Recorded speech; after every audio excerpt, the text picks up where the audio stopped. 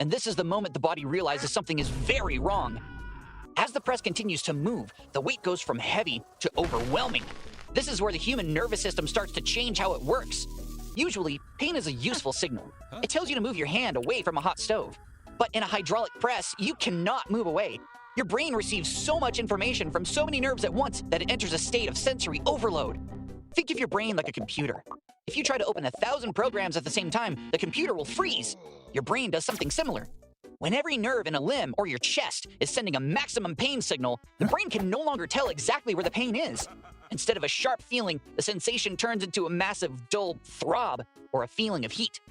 This is also where stress hormones like adrenaline flood your body. Your heart rate goes up and your breathing gets fast. Your body's trying to get ready to fight, but since there's nothing to fight, this extra energy actually makes you more sensitive to what's happening. However, because the pressure is so high, the nerves eventually get squished so hard that they stop being able to send signals at all. This can cause a strange numb feeling, even though the injury is getting worse. As the press continues inside the body, your body parts fail in a specific order. Your veins and arteries are like soft rubber hoses. They're full of blood, which is a liquid. As soon as the press starts pushing, those hoses are squished flat. This is the first major problem.